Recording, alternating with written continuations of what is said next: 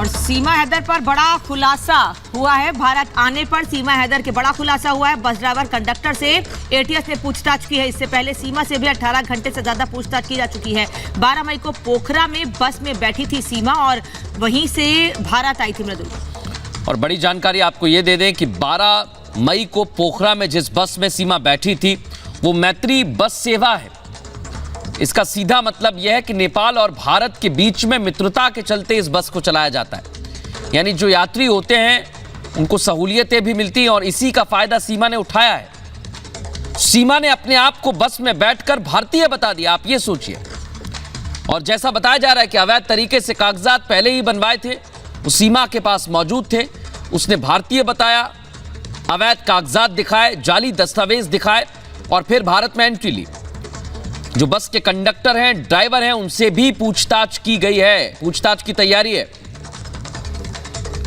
तो driver conductor से दोबारा पूछताछ संभव है, ये जानकारी मिल रही है। सीमा हैदर के भारत आने पर यह खुलासा हुआ है। दरअसल पोखरा से भारत आई थी और वहां पर जब इससे पूछा गया तो इसने खुद को भारतीय बताया था।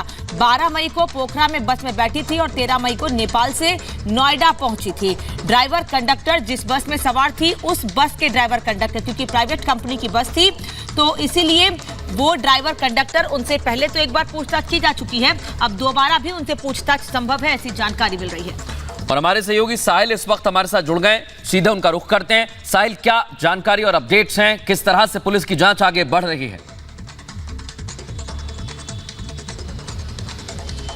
बिल्कुल, सीमा हैदर मामले में रोजाना जो है नए खुलासे हो रहे हैं। यूपी एटीएस जो है लगातार इस मामले में बारीकी से जांच कर रही है और जो भी इस मामले से जुड़े लोग हैं उनसे पूछताछ कर रही है। अब ये नई जानकारी निकल के सामने है कि 12 मई को पोखरा नेपाल से सीमा हैदर जो थी वो सृष्टि ट्रैवल की एक बस के अंदर सवार होकर आई थी। इस वक्त मैं दिल्ली में उनकी ब्रांच के बाहर मौजूद हूँ। सृष्टि ट्रैवल इनका एक ऑफिस है दिल्ली के सौरी नगर में। इन्हीं के मालिक से हमने भी फ़ोन पर बातचीत करी, राजू नाम के इनके मालिक है। उन्होंने यही बताया कि इनकी जो एक ब्रांच है वो नेपाल पोखरा में एक सृष्टि ट्रैवल के नाम से वहाँ पे ब्रांच है। वहाँ पे सीमा हैदर ने इनसे संपर्क किया था इनकी ब्रांच से और वहाँ पर 12 मई को सुबह के समय जो है बस में सवार हुई थी और 13 मई को जो थी दिल्ली बस जो थी वहाँ पर पहुँची थी। और ये बताया गया कि इनकी दूसरी ब्रांच यानी कि पोखरा में जो ब्रांच बनी है वहाँ की ड्राइवर कंडक्टर को यूपी एटीएस ने बीते दिन पूछताछ के लिए यूपी बुलाया था।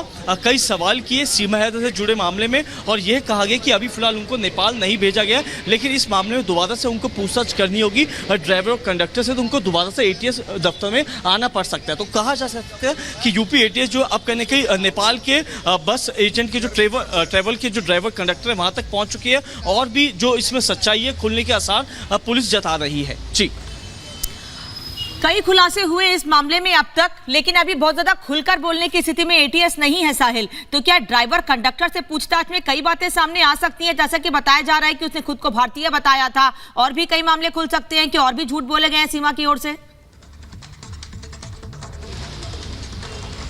हाँ बिल्कुल, सोर्सेज यही बता दें, जब वहाँ पर ड्राइवर ने इनसे पूछा कि आपके पास क्या कार्ड है भारत के जिससे आप दिखा पाएंगे भारतीय, तो उन्होंने कहा जब बॉर्डर पे उनको रोका जाएगा तो वो अपना वोटर आईडी कार्ड जो है वो एजेंसी को दिखाएंगी। ये बात बोलकर और भारतीय नागरिक बोलकर वो बस में सवार होगी। लेकिन जब बॉर्डर पे बस पहुंची तो उसके बाद कहीं ना कहीं बिल्कुल साहिल, आपके पास लौट रहे हैं। इस बीच एक और जानकारी मिल रही है, सीमा हैदर की एक्सक्लूसिव चैट सामने आई है। बस स्टाफ ने स्क्रीनशॉट्स भेजने की बात भी लिखी है। सीमा ने पेमेंट का स्क्रीनशॉट भेजा था।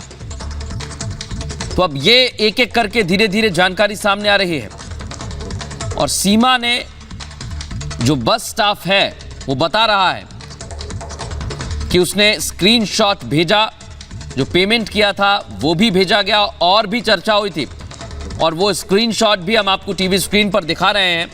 सीमा ने इसी बस में नेपाल से भारत का अवैध तरीके से सफर किया, ये बड़ी बात है अनामिका।